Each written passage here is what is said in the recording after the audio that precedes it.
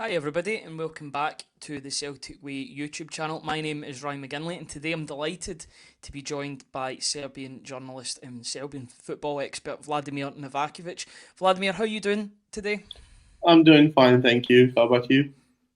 Good, good. Are you looking forward to the game? I know we're recording this on Tuesday ahead of Wednesday, but you're looking forward to match day one. Red Star Belgrade, Crvena Zvezda versus Uh, Celtic in yes, Belgrade. I am, and I can't wait for the season to really start because just like in Scotland, in Serbia, domestic competition is not the pinnacle of the season. It's all about Europe, so everybody's waiting for the real deal to start. Yeah, absolutely. Just before we get started, I'd like to give a massive shout out to our sponsors that have been doing sponsorships for the morning briefings, the pre and post match videos, and these special videos with experts as well. They are Simply Furniture. Let me just bring this up. They're located in Hillington, Glasgow. Simply Furniture is an independent brand dedicated to bringing luxury and contemporary style into homes across the UK. With over a decade of experience in furniture retail, they meticulously source only the finest pieces curated for quality, comfort, and timeless design. From elegant sofas to statement dining sets, their hand-picked collections offer exceptional value without compromising on style. Their dedicated team ensures that your furniture is delivered with care right to your doorstep. If you want to see the beauty up close, visit their stunning showroom and mention the Celtic Way for a special in-store discount. And all of those links will be in the description below this video. So, Vladimir, match day one, Crvena Zvezda, Red Star Belgrade, people know them as around here, versus Celtic in Belgrade. What is the mood like in Serbia and in amongst the team for this match and for the start of the European campaign? Well, Red Star has recently played the Eternal Derby on Saturday against Partizan, and they won away 2-1. And it was a really a dominant game in many ways. And Red Star does not often win games at Partizan Stadium. So this one was, I think, easier than expected because Partizan has had a nice summer camp campaign. They were knocked out by Hibernian in a very tight in very tight two games with both teams winning away. So they have a really young squad. So everybody thought that the game would be really narrow, but Red Star made really they played really well for more than an hour, and then just so the game end without any trouble. So the mood is better than it was expected because Red Star is just like Celtic suffered the shock of getting out from the Champions League in the playoffs against the opposition that was considered clear outsiders, and they are debutants as well. It's Paphos from Cyprus, and Paphos won in Belgrade. That was a huge shock. That was the first shock that the current manager has suffered in all his years, and it's his sixth different season at Red Star Belgrade during the whole qualifiers in Belgrade. Red Star has not lost a qualifying game in Belgrade since for about 10 years, and that was the first two-leg tie that he lost out of 16. So he had 15 qualifying ties, having won in a row, and it was a huge shock. And the way that Red Star lost was equally as shocking as the way Celtic lost because they lost with a fantastic goal in the 89th minute of the second games of the second leg. So it was a really tough time at the moment, but I think that everything changed over the past 3 weeks. And after winning the derby, Red Star is in really good place in domestic competition, and I think they're ready for the competition in Europe. And I think that they are way more optimistic compared to last season when they played Champions League. They got a really tough draw. Unlike Celtic, Celtic had a really good draw last season. Red Stars draw was terrible, and they basically everybody knew that they won't get any points until halfway stage in the first four games. They didn't. This season, Red Star starts again with four tough games, but they have way easier second half. So whatever happens from now until mid-November, it won't make or break it because they have a lot of opportunities to make up for. Yeah, and I guess that's the joy of having 8 games of Europa League football to get as high as you can in that league phase. Just talking about Red Star's domestic form, looking at it from the outside, looking in, they look to be in great form. 30 goals scored, 5 conceded. They've got goals all over the park. They're on top of the league. I believe they've still got a game in hand over their rivals as well. So they're in a really, really good place domestically. Are they a team that is in good form at the moment? Is that a correct assumption to make?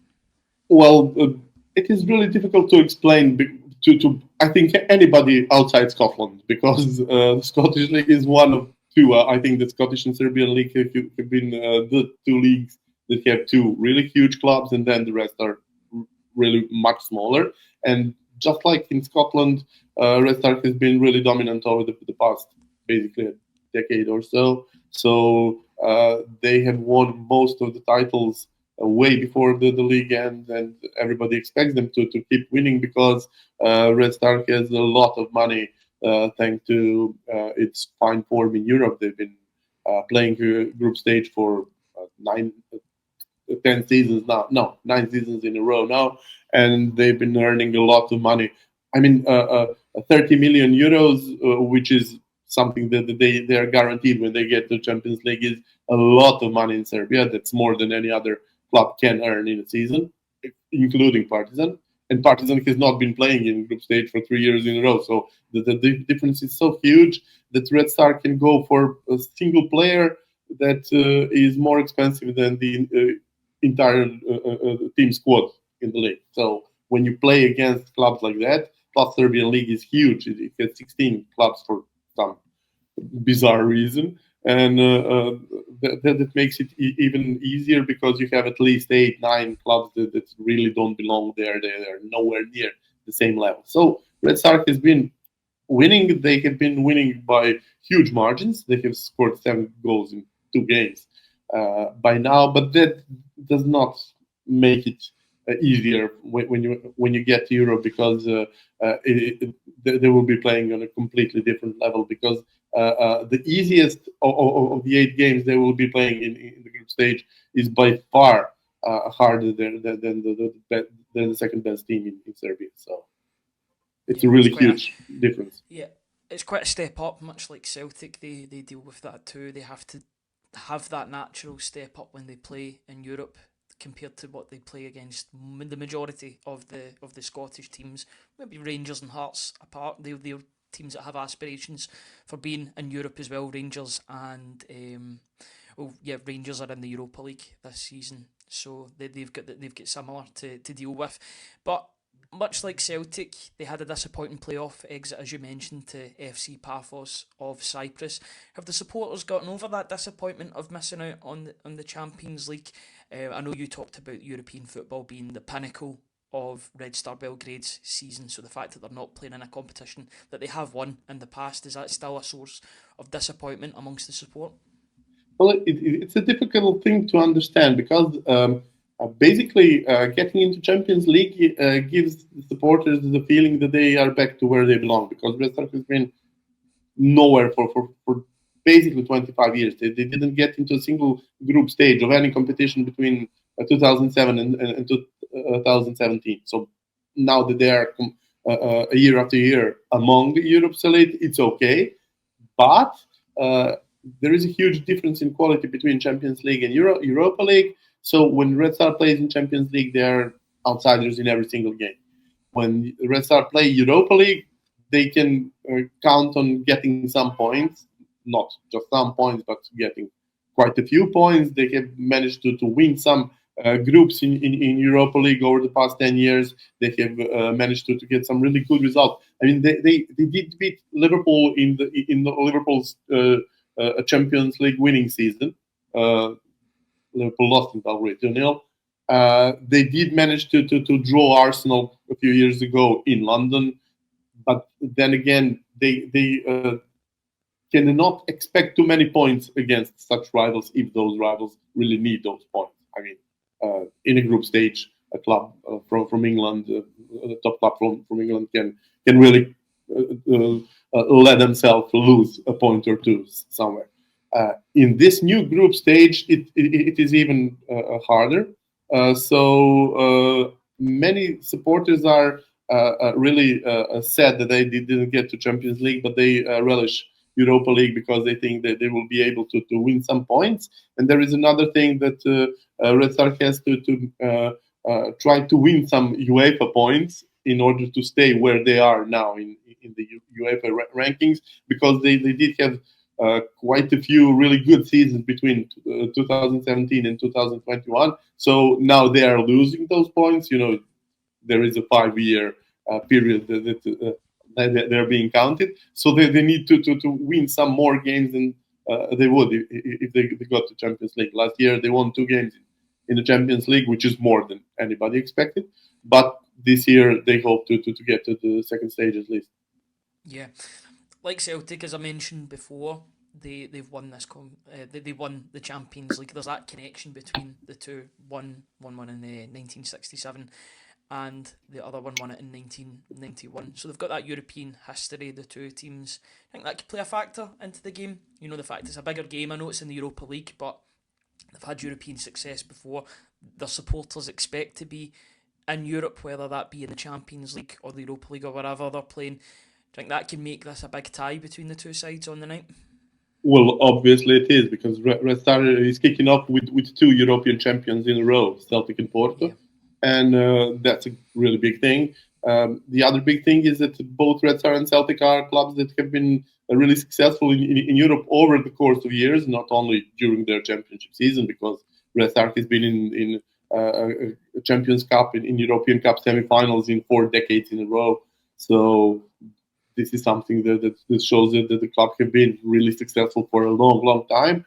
And for both clubs, a lot has changed over the past 30 years, because once they were bona fide top 20 in Europe, and now none of them are. So getting into Champions League is a huge success. So seeing each other in Europa League gives it a bit of odd angle. But then again, when you have ties like Celtic and Porto in a Europa League, that makes you feel like you're playing Champions League. So this is what makes the game even bigger. Celtic is huge in Belgrade. Everybody knows about Celtic. There are even people who are organized Celtic supporters for 20, 30 years back, because they've been following. It all started with following the Irish music, and then there were some local bands that played Irish music, and then from that little group, a lot of Celtic supporters have grown. I personally know at least 15 people whose club of choice is Celtic, and they live in Belgrade, and they are Serbs. So it will be huge from that perspective as well. But then, of course, both Red Star and Celtic need points at this moment to make sure they go to the knockout round. So it will be huge from that perspective as well. And there is another level, because when Red Star play Porto or Lille, they will be the opponents in game 4.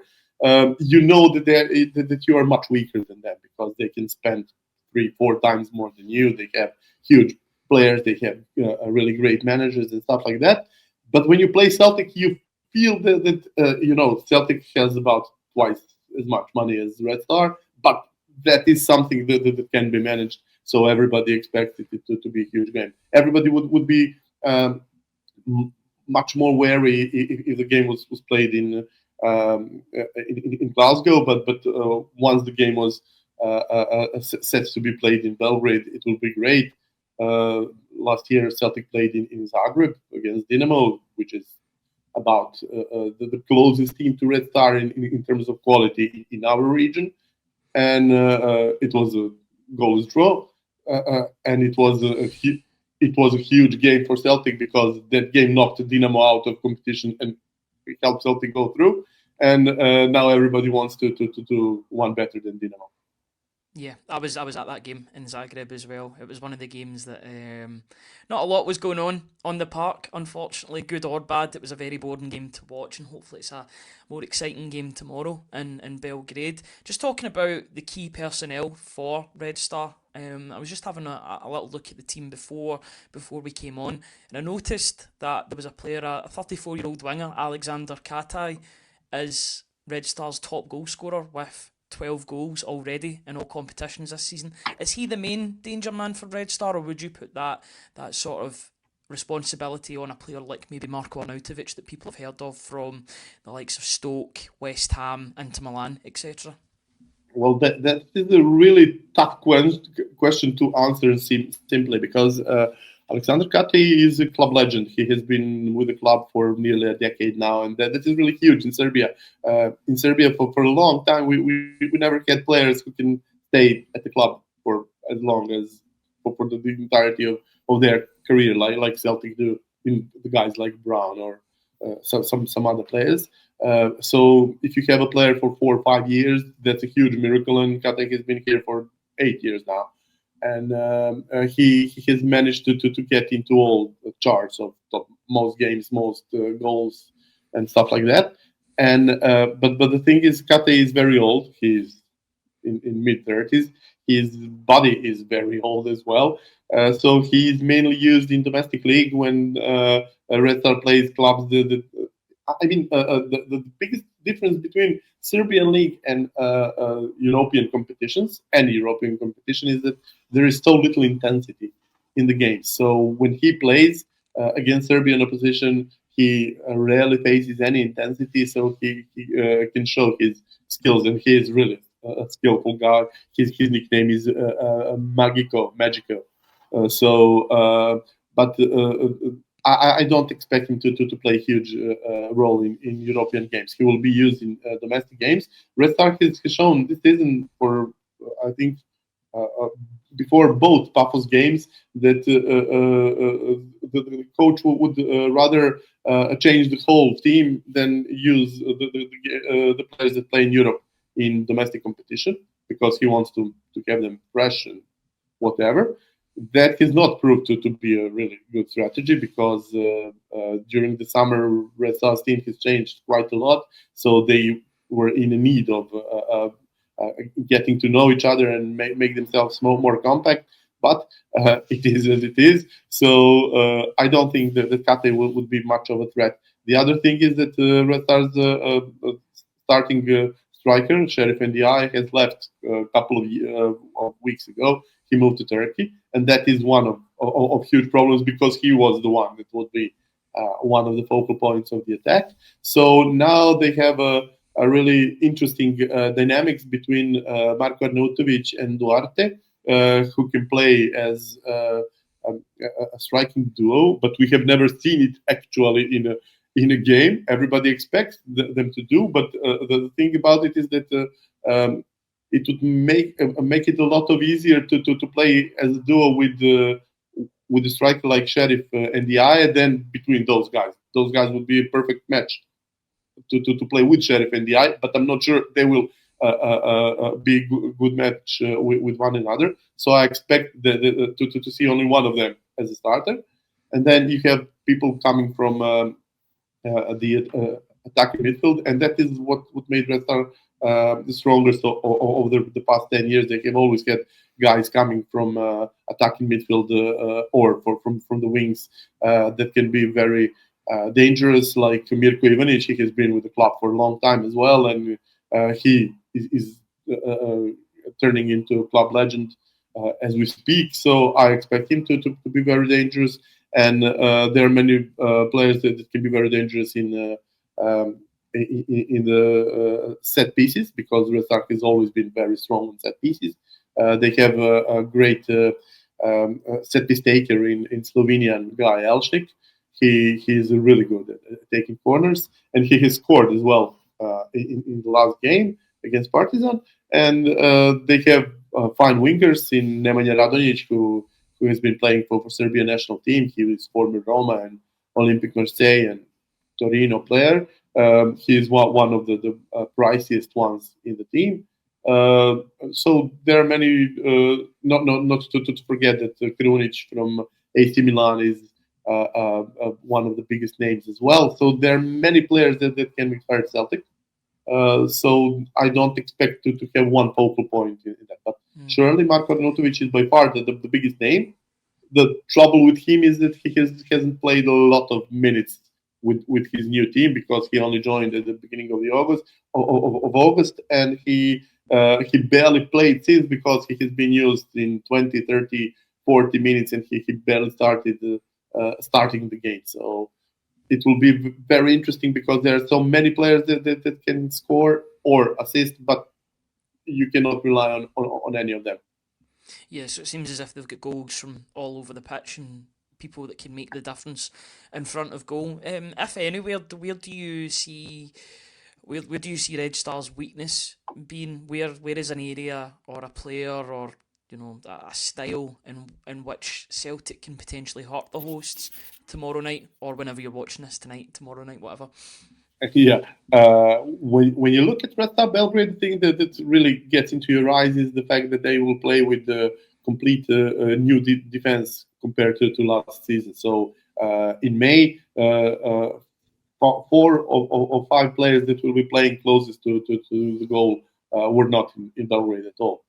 I can even say five of the six because the closest midfielder to Red Star's goal will be a new one. So basically, they have a new keeper, they have a couple of new central defenders, and they have one new fullback. I suppose it will be the Armenian guy on the left, Tiknisian, and he has played in basically all the games so far.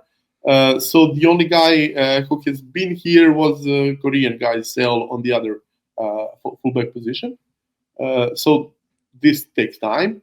The other thing is that Red Star has clearly bought central defenders so that they can play a counter-attack in football. They bought a couple of guys with huge experience and with very good control of the airspace in its own 16-yard box, but the 18-yard box. But the thing about them is that they're rather slow. So none of the four guys who will play in defensive line is fast enough. They are not pacey, so this is a huge opportunity for Celtic because they have so really pacey attackers. And if there is a clear way to hurt Red Star, it is in counter attacks.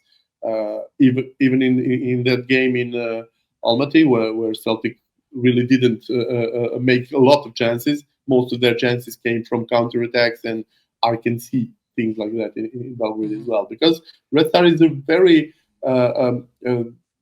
strange club because they are built to play defensively. They are always built to play defensively in Europe because they are mostly weaker than the opposition. But then they have a support that expects them to attack all the time. So it will be a really tough job for the defenders if they put the line on 45 yards or something like that.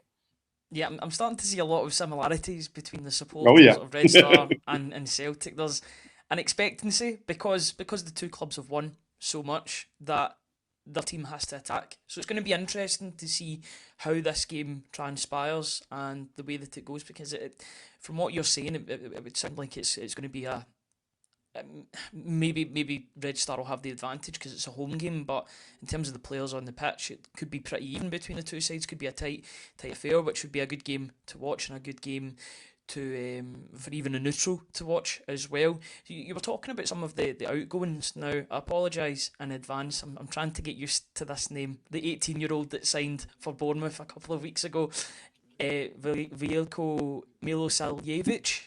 That's a Um, very good pronunciation. Yeah, Thank you very much. he Learning is. on the job. He is indeed Veljko Milosavljevic. Yeah. Yeah, he was linked with Celtic earlier on in the summer. His name was getting linked with a move to Celtic. You've also got Andrea Maximovic who moved to RB Leipzig in the summer as well. Are these two big misses for Red Star? Have they been able to cope with those players leaving the club? I know that the defender only just left recently. I mean, they're both 18, so saying that they are a big loss from that point is really hard because they haven't played enough. And that is something that is really normal in Serbia. It shouldn't be normal, but it is, because Red Star has built up its academy over the years into something really formidable now. They produce 3 or 4 really great young players per season now.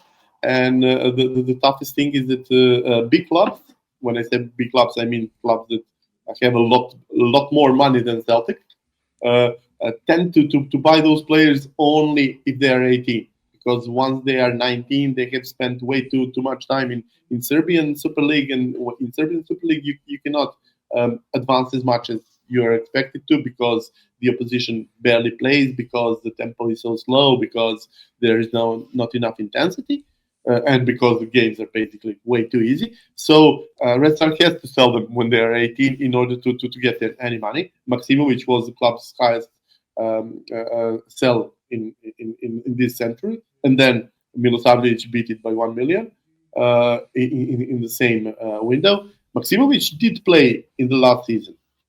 He was launched into a derby game about the same time as this season, because they played in the same week in last year, and Maximovic was one of the players of the game when Red Star won 4-0 at Partizan away, and that was his first game for the first team on a bigger stage than getting him on when Red Star are 4-0 ahead, 15 minutes to go. So he was immediately thrust into the first team, and he played basically all of these big games, Barcelona, Inter, and stuff like that. He was not ready for that, but he slowly built up his confidence, and everybody expected that he would move to some big club, and he moved to Leipzig for a very good amount. And I think the choice of the club they sold to was really perfect, because if anybody knows how to develop players, it's the Red Bull concern. And then Milosavljevic barely ever played until the summer. Then he got into the first team in late July, because one of the other central defenders was red carded in Poland, and immediately he was the best player in Red Star defense. He showed that he had everything that Red Star needed, because he's big, he's fast, and he is really technical, so he can do everything. And I was not at all surprised that he moved to Premier League, and once again, it's a really perfect place for him to develop, because if somebody knows how to develop defenders in Premier League, it's the AFC Bournemouth, because just last season they bought 3 of them and then sold them for 200 million.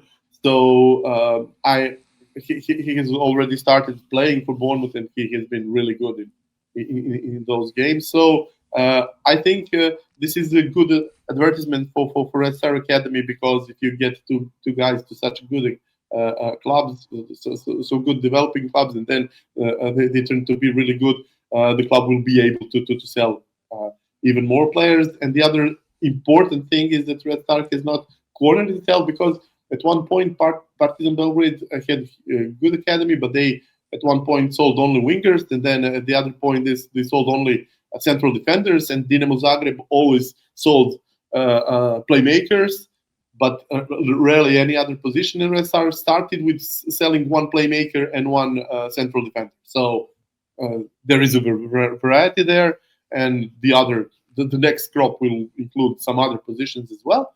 So they will be missed, but nobody here had time to get used to seeing them play. We would love to yeah.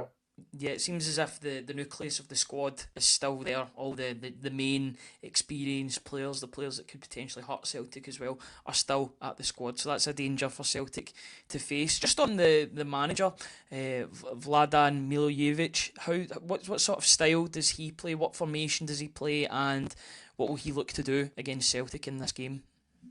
Most of the people in Serbia do not like the way Milojevic has been playing, because he is way too cautious. His team selection is based only on the experienced players. He only plays as many youngsters as he has to, because in Serbia there is a rule that you have to play 2 under 21 players in the squad. It's silly rule, but it exists.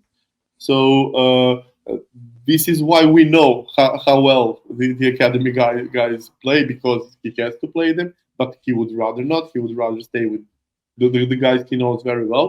And this is something that many people have seen as one of his greatest flaws. The other thing is that the way Red Star plays, they often don't snap at the chance to maximize their advantage once they get into advantage. Everybody would expect them after they scored 2 goals to try to knock the opposition out, but then he gets really cautious and he likes to draw back. So there are many games he has played that include huge turnarounds from Red Star being 2-0 down to getting back, and vice versa.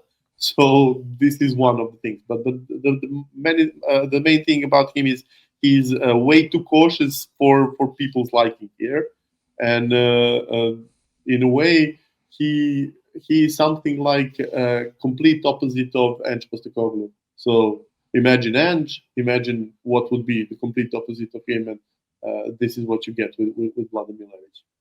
Yeah, and what sort of formation does he play? 4-2-3-1, 4-4-2, 4-4-3-3. Yeah, he always plays with 4 guys in the back, and he usually plays with 1 striker. So it's some sort of 4-2-3-1.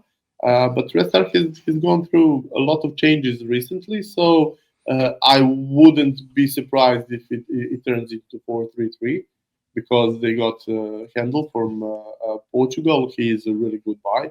He was bought from Vitória Guimarães just in the last day of just before the Yeah, UEFA September the 2nd. I transfer read already. deadline. He was Yeah, a very recent yeah, signing. and this has become some kind of normality in Red Star, because 2 years ago they got 3 good players on the same day, on September the 4th. When everybody expects the buying is over, they got some good players and they got a lot of money. One of them is well known in Scotland. It's Nasser Giga. He's playing for Rangers now. He was bought for 2 million and then sold for 12. So it was a really good deal, and he was the thing that the Red Star missed, because he is a really fast and strong guy. He's not very good with the ball, as everybody has seen in Scotland. Yeah, that is very But he true. was not expected to play with the ball in Red Star, because Milovic doesn't like his central defenders to have ball. Milovic likes his left back and his one of his central midfielders to help him progress through the line. So it will be really interesting, because this is something that will not be easy on eye. But then again, when you have the factor of Red Star Stadium, it will be full. It will be the first game of the season. You have a huge opposition. Celtic will bring a lot of supporters, so it will be really loud with 2 sets of supporters against each other. It will be way more fun, because it might turn into a great battle between two teams that are not really similar. Yeah, that sounds good to me. It sounds like a very interesting game that's coming up. Just a final couple of questions. What and you kind of mentioned that in your previous answer there, but what can the Celtic players and the supporters expect when they go to the Rajko Mitic Stadium when they play on Wednesday night? Well, Celtic players will see the tunnel. They will not go through the tunnel. It is a famous tunnel, because it is long and it is covered in graffiti and stuff like that. So everybody likes to make pictures there, but the players no longer go through that tunnel when they go to the field. Uh, what they can expect is a huge roar once the game starts, but I'm not sure it will last, because most people in Serbia think that the atmosphere in Rajko Mitic is really something special. When I compare it to some other places in Europe, it is not that special. So I don't think that it will be as intimidating as when they play at Ibrox, because a lot more emotions will be uh, involved in your local derby. And on the other hand, I think that the Celtic supporters are in for a great day in Belgrade, because Belgrade is really hospitable to most of its guests, especially those who don't try to make any polishing. Like, I mean, Polish club has brought some hooligans a month ago, so there was some trouble. They came with stones. They tried to rob some stores and stuff like that. But most of the clubs really, most of the supporters who come to Belgrade really enjoy it, because it is a perfect place to visit for 2 or 3 days. Yeah, and finally, Especially this time of year. This is perhaps the best time of year to visit it, because it's not hot, it's not cold, it's not rain. It shouldn't be raining, and everything is. yeah, I was actually speaking or listening to somebody earlier, and they said it was something like 28 to 30 degrees at the moment, which is really quite warm, considering it's this time Yeah, but of year in Belgrade. it will get way more normal by the time the evening comes, because during the summer the nights are really hot. So in August you cannot play normal football in Belgrade, but in September the difference is huge. So it gets down to 18 to 20. So perfect conditions. Yeah, perfect playing conditions for both sides. Just quickly, before we end off today's video, and a big thank you for coming on. What's your score prediction for Wednesday night's game, with Red Star Belgrade and Celtic?